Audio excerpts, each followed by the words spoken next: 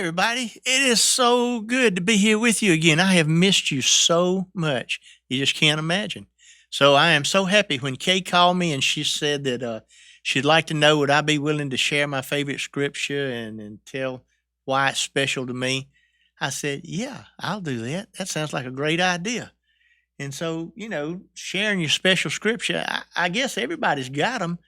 And there's a whole lot of good ones out there. So you need to get one or two or 50. But anyway, some of the good ones are out there that are simple. Things like one of the ones that I like is, but it's not my favorite now, but one of the ones I like is Jeremiah 3:3, where it says, call to me and I'll answer you and tell you great and mighty things that you never even knew about. And then I think about how a lot of people have the scripture right now because they've heard it so much, especially during these times with all the pandemic and all the politics and all the stuff that's going on. They hear all the time pastors preaching on it and people talking about it, where they say on 2 Chronicles 7:14, he says, if my people who are called by my name will humble themselves and pray and seek my face and turn from their wicked ways, and I'm going to hear from heaven, and I'll forgive their sin, and I'll heal their land. And we hear that a lot. So that's one that a lot of people use as their favorite one. And I know some people, is simple. They take something like 1 Corinthians 13:13, where it says that, and now it's only these three things that remain: faith, hope, and love. But the greatest of these is love. That's a wonderful, wonderful scripture. And I've heard people that all over the world, they don't even have to be Christians to have heard this scripture, where it's John 3:16, where he says that, for God so loved the world that he gave his only son, that whosoever believes in him shall not perish, but have everlasting life. But in actuality, although all of these are good, and I really love them, they're not my favorites.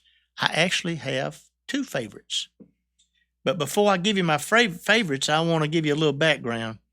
I guess everybody that knows me very well knows that I feel like my life was changed at a walk called Emmaus. And Emmaus was a Christian retreat that I went to way back in my Christian walk. And you see, up until that point in time, I lived kind of like what they call a big pile, little pile style of life. And what that meant was that, I don't know, I guess I just never been taught. I never thought about it much, or, I was just going to church at the time and not really thinking or reading a lot about it. And I was just thinking that, when your time comes and you're fixing to leave here, God's going to look over that and he's going to say, oh, here's this pile of good stuff that you did. And, oh, there's a pile of bad stuff that you did, but your good stuff outweighs your bad stuff. So just come on in. Everything will be fine. And that's kind of how I lived life. I just wanted to do more good stuff than I did bad stuff. And I found out now that's got absolutely nothing to do with it. And I was really off the beam. But probably the saddest part about it all was that during that time, if you'd have asked the people in the world, especially those I hung around with, they probably would have said, he's a pretty good kid. He doesn't drink, he doesn't smoke, and he doesn't run around, and he'd been baptized. He goes to church regularly. Matter of fact, at that point in time, I became the chairman of the board and was chairman of the board there for 10 years. And yet I was still living this big pile, little pile theory of Christianity.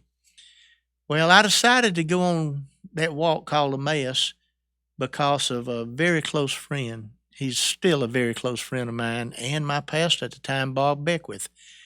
Bob had asked several people in the church to go, and one of them was Lily, my wife. And when Lily went, she liked it. It was great. And I was sitting there at that time. I was at the drugstore and hadn't owned it long, and I was working hard. 12, 14 hours a day was the norm, and telephone was ringing off the hook all day long. And the only two things I knew about the retreat at all is I knew that when you got there, they took your watch off, so you didn't know what time it was, and they took your phone away, and you didn't have any interruptions. And I thought to myself, that sounds like a really good idea. I think I'll go. Nobody believed I would go, but I said, that sounds good. I think I'll go. And I didn't know when I went, didn't have a clue. I would like to say that it was because I wanted to get closer to God. I wanted to learn more. But to be honest with you, it wasn't. It was just fleshly. It was just No, I'm not going to have any interruptions. I'm going to have some rest, some sleep, and it's not going to be any time I've got to worry about what time it is. And this is where that scripture that I want to give you comes into play. This is where I want to tell you what my favorite scripture is. You see, my scripture is not one that I read and thought that it was good. It's just not one that I was reading through the Bible and I looked at it and I said, "Oh, that's a really good scripture. I ought to memorize it." It's actually not one that I think that everybody that I'm talking to right now should memorize. It it really comes from one of the most obscure books in the Bible that few people even bother to read very often. And if you were to read it, if you were to sit down and read the book that I'm talking about, I doubt if I told you you would even notice that this verse is in there.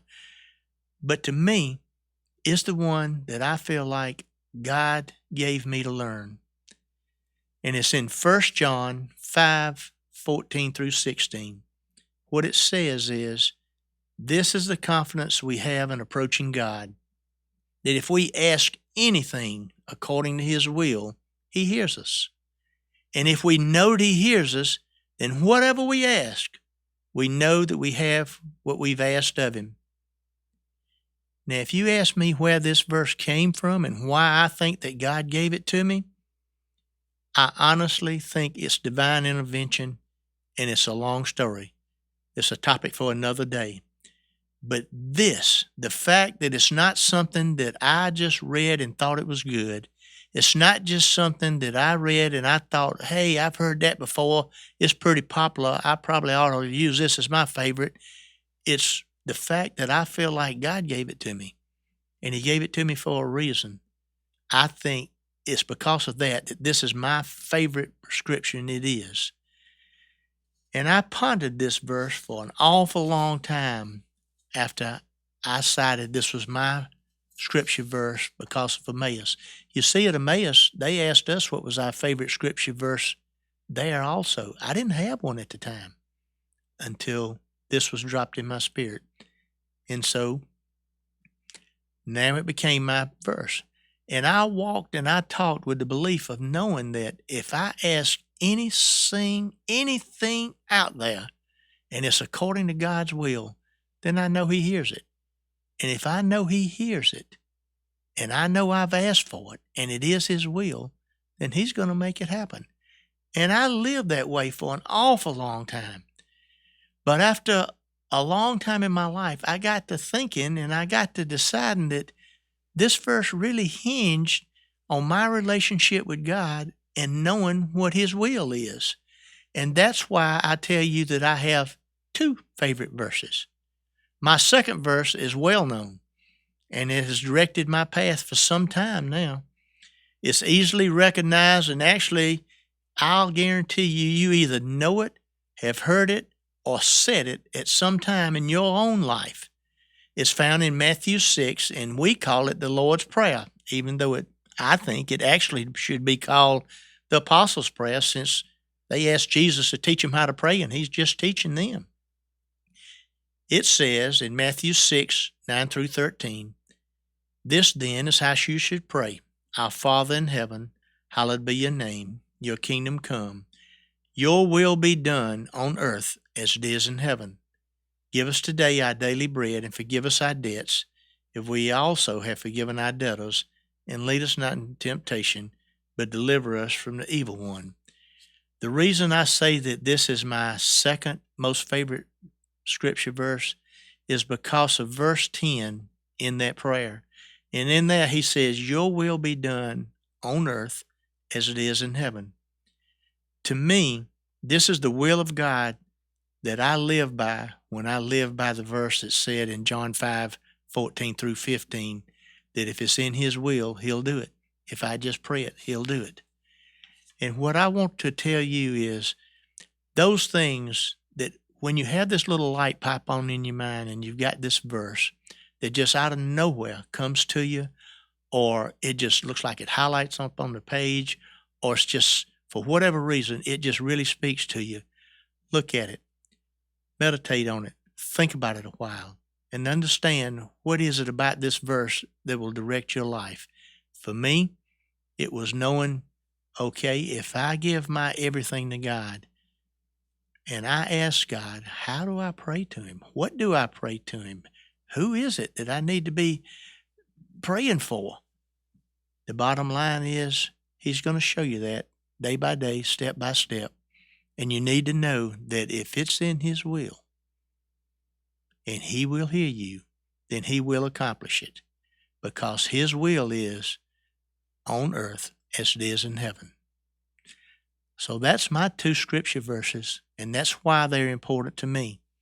And I hope you have one and you're willing to come and get on this podcast and share yours with us, because I'm sure it impacted you just as much as mine has impacted me. May God bless you, and may you have a wonderful day.